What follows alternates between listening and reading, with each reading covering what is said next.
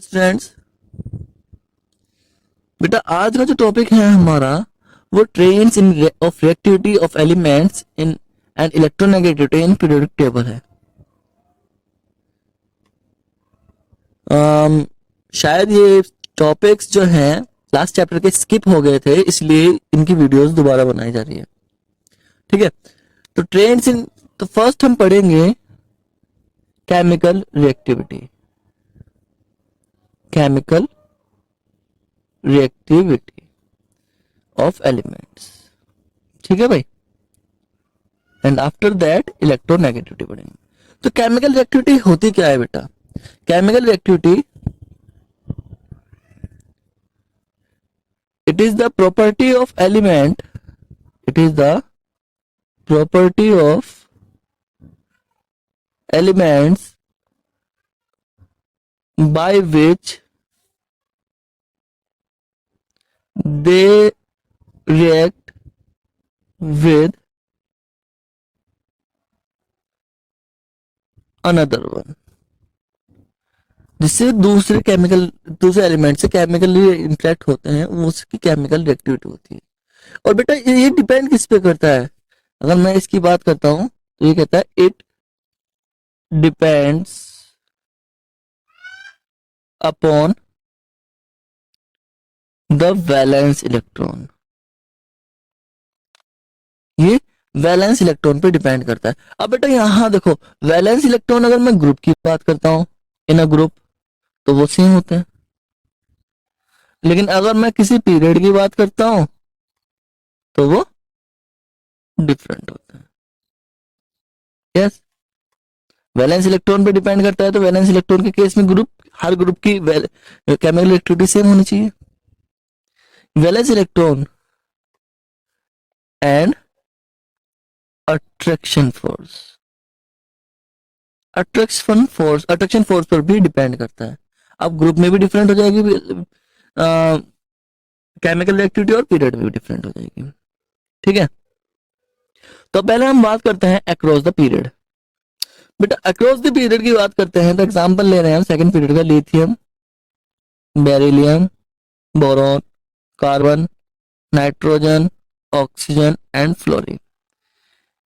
इसका atomic number 3, 4, 5, 6, 7, 8, 9 है। Okay, और वैलेंस इलेक्ट्रॉन जो है बेटा वो इसमें 1, 2, 3, 4, 5, 6, 7 है। अब देखो ध्यान से, यहां पर एक इलेक्ट्रॉन है, इजिली लॉस कर सकता है। पहले 3 एलिमेंट्स की हमने जो पढ़ा था वैलेंस इलेक्ट्रॉन को, हमने पहले 3 ये पढ़ा था कि वो इजीली इलेक्ट्रॉन लॉस कर सकते हैं। दूसरे बाद के 3 जो इलेक्ट्रॉन गेन और शेयर कर सकता है, और जो बीच वाला एलिमेंट है ये हमेशा इलेक्ट्रॉन शेयर करता है। हमने यही पढ़ा था वैलेंसी के केस में। जब हम ये चीज पढ़ रहे हैं बेटा, तो ये जिसके पास जितने कम इलेक्ट्रॉन होंगे या जितने कम इलेक्ट्रॉन की जरूरत होगी वो उतना ही कम, यानी अगर 1 इलेक्ट्रॉन है तो वो इलेक्ट्रॉन आसानी से लॉस या गेन कर सकता है। 2 इलेक्ट्रॉन है वो तो उससे थोड़ा डिफिकल्टली गेन और लॉस करेगा। 3 इलेक्ट्रॉन की नीड होगी, 3 इलेक्ट्रॉन होंगे वैलेंसी में, यानी वैलेंसी जिसकी 3 होगी वो इलेक्ट्रॉन उतनी ही देर से लॉस और या फिर गेन करेगा। समझ में आ रही है बात? इसका मतलब क्या है कि जब केमिकल रिएक्टिविटी की बात करते हैं वो डिपेंड करता है वैलेंस इलेक्ट्रॉन पर। ये जल्दी लॉस कर सकता है, इसके कंपैरिजन में तो इसकी रिएक्टिविटी यानी लिथियम में रिएक्टिविटी बेरिलियम से ज्यादा होगी। फिर बेरिलियम की बात करते हैं बोरॉन की, वो बोरॉन 3 इलेक्ट्रॉन लॉस कर सकता है, वो 2 इलेक्ट्रॉन लॉस कर सकता है, तो बोरॉन की रिएक्टिविटी बोरॉन से ज्यादा होगी बेरिलियम की। फिर बोरॉन कार्बन में कंपेयर करते हैं तो वहां इलेक्ट्रॉन शेयर होगा, यहाँ पर इलेक्ट्रॉन लॉस होगा, तो इसका मतलब ये इजीली इलेक्ट्रॉन लॉस कर सकता है, वो शेयर करेगा 4। यस, फिर कार्बन और नाइट्रोजन की बात करते हैं तो कार्बन और नाइट्रोजन का केस क्या होगा, वो इलेक्ट्रॉन गेन करेगा और ये शेयर करेगा, तो उसकी रिएक्टिविटी ज्यादा हो जाएगी। ऐसे ही अगर हम बात करते हैं नाइट्रोजन और ऑक्सीजन की, तो ऑक्सीजन को 2 इलेक्ट्रॉन की नीड है और इसे 3 इलेक्ट्रॉन की नीड है, तो वो ऑक्सीजन ज्यादा रिएक्टिव होगा इन कंपैरिजन ऑफ नाइट्रोजन। ऐसे ही फ्लोरीन ऑक्सीजन से ज्यादा। तो इसका मतलब क्या हुआ कि across the period up to carbon तक रिएक्टिविटी इंक्रीज होती है and after that reactivity decrease होती है। सॉरी, पहले डिक्रीज होती है देन इंक्रीज होती है। समझ में आ रही है बात आपको? पहले रिएक्टिविटी इंक्रीज हो, सॉरी डिक्रीज होगी एंड आफ्टर दैट इंक्रीज होगी। तो हम लिख लेंगे अप टू कार्बन तक डिक्रीज होगी और कार्बन से फ्लोरीन तक इंक्रीज होगी। तो ये चीज आपकी मेन है।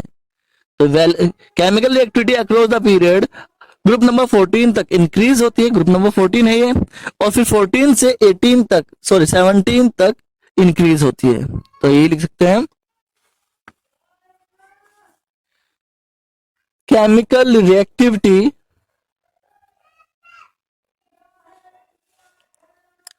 तो केमिकल रिएक्टिविटी की बात करते हैं decrease up to group 14 as we move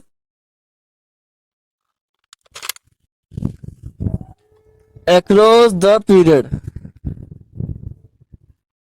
across the period आप मूव करोगे तो क्या होगा, केमिकल रिएक्टिविटी डिक्रीज होगी due to number of valence electron increase and their electron losing capacity decrease। Clear है? But from group 15 to 17 chemical reactivity increase due to electron gain capacity of elements increase। समझ में आ रही बात? तो जब left right move करोगे तो ये होगा। समझ में आ रही बात आपको? अब बात करते हैं अप टू डाउन। बेटा जब अप टू डाउन मूव करेंगे तो मेटल्स एंड नॉन मेटल्स दोनों के केस में अलग अलग होगा। कहां बात कर रहे हैं हम? अप टू डाउन यानी इन अ ग्रुप। पहले बात करते हैं मेटल्स की। तो मेटल की प्रॉपर्टी क्या है? मेटल वो केमिकल रिएक्शन में क्या जाते हैं इलेक्ट्रॉन लॉस करने के बाद, तो इलेक्ट्रॉन लॉस करने की टेंडेंसी बढ़ेगी तो इसका मतलब केमिकल रिएक्टिविटी भी बढ़ेगी। समझ आ रही बात आपको? केमिकल रिएक्टिविटी भी बढ़ेगी। तो इसका मतलब क्या है? हम बात करेंगे in case of metal as we move up to down the chemical reactivity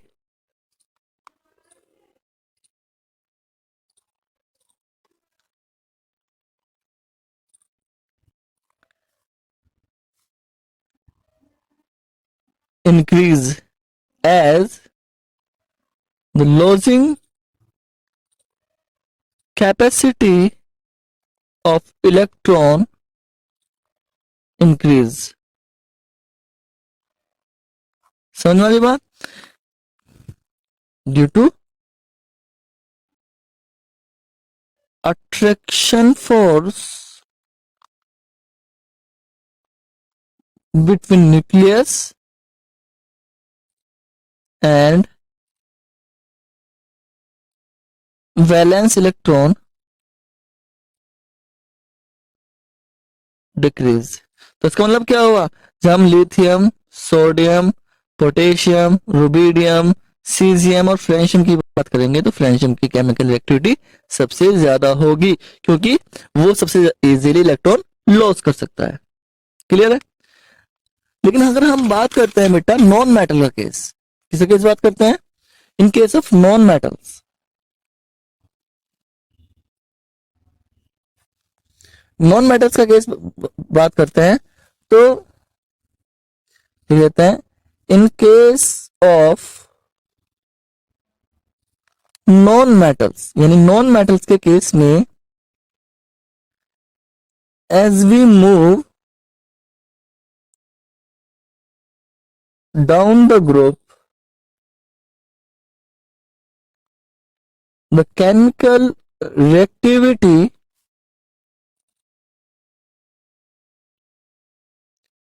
decrease.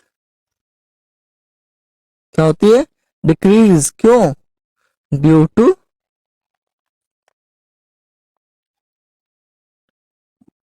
gaining capacity of electron of elements decrease. क्यों भाई?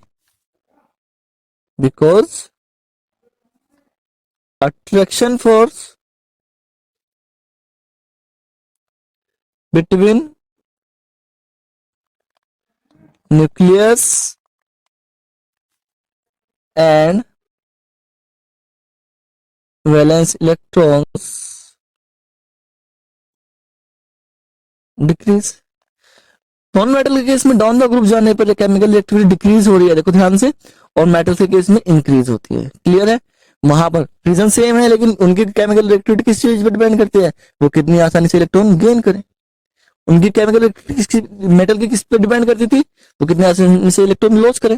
तो इस बेस पर हम कह सकते हैं कि जो फ्लोरीन, क्लोरीन, ब्रोमीन, आयोडीन, एसिटाइन में से केमिकल एक्टिविटी सबसे ज्यादा फ्लोरीन की होगी. क्लियर है भाई? चलो भाई, ये चीज आपको पता होनी चाहिए. अब बात करते हैं इलेक्ट्रोनेगेटिविटी की.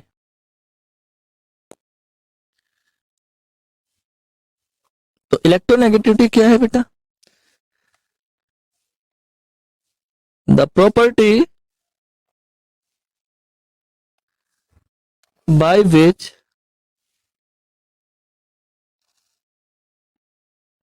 any element pull share electron toward it in a compound. किसी कंपाउंड में जब कोई एलिमेंट शेयर इलेक्ट्रॉन को अपनी तरफ खींचने की जो टेंडेंसी, खींचता है, पुल करता है, तो उसे हम इलेक्ट्रोनेगेटिविटी कहते हैं. फॉर एग्जांपल, ए और बी दोनों कोवेलेंट बॉन्ड से बंधे हुए हैं. इसकी इलेक्ट्रोनेगेटिविटी ज्यादा है और इसकी कम है, और शेयर इलेक्ट्रॉन होने चाहिए बीच में. लेकिन क्या होगा, अगर इसकी इलेक्ट्रोनेगेटिविटी, बी की इलेक्ट्रोनेगेटिविटी ज्यादा है, तो शेयर इलेक्ट्रॉन थोड़े से इसकी तरफ चले जाएंगे, जिससे इसे पार्शियल नेगेटिव और इस पर पार्शियल पॉजिटिव चार्ज आ जाएगा. यही चीज बेटा इलेक्ट्रोनेगेटिविटी है, कि वो शेयर इलेक्ट्रॉन को अपनी तरफ खींच लेगा. क्लियर है? तो हम इसका ट्रेंड पढ़ेंगे कि हाउ टू ट्रेंड. तो it depend completely nucleus charge. Left to right move करते हैं, ठीक है, लेफ्ट राइट मूव करते हैं. तो क्या होता है बेटा, जो हम लेफ्ट राइट मूव करते हैं, तो लिख देता हूं मैं, on moving left to right,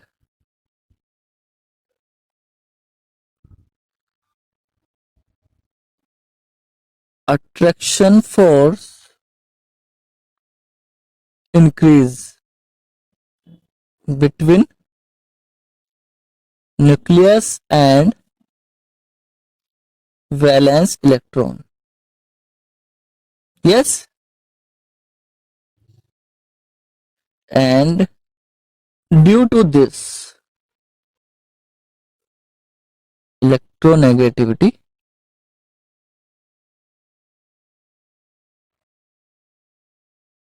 increase. यानी अगर मैं बात करता हूँ lithium, beryllium, boron, carbon, nitrogen, oxygen, fluorine, इन सब में लेफ्ट राइट मूव करने पर इलेक्ट्रोनेगेटिविटी इंक्रीज होगी.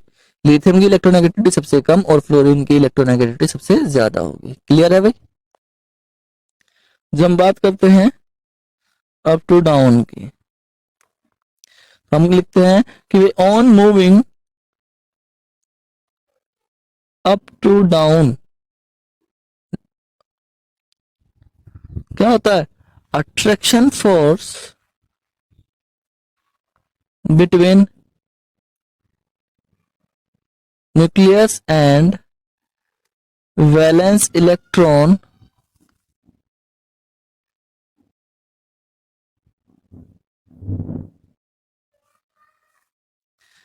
decrease, and due to this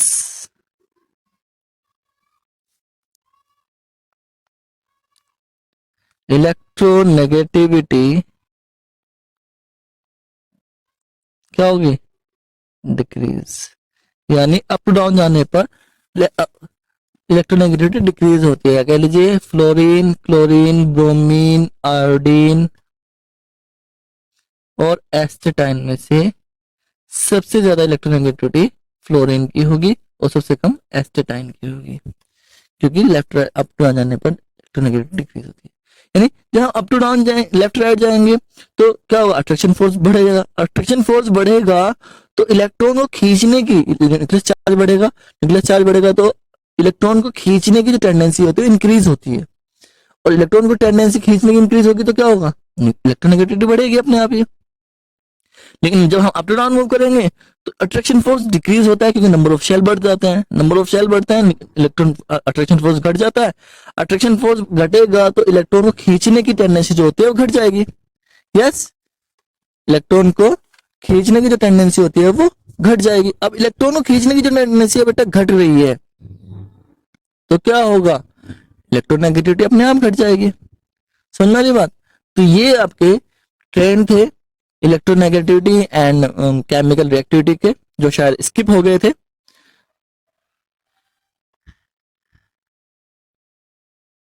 बाकी नेक्स्ट क्लास में चलेंगे। नेक्स्ट क्लास में हम सेकंड चैप्टर में ही जाएंगे, जो उसके बाकी बचे हुए टॉपिक्स हैं। Okay, thank you.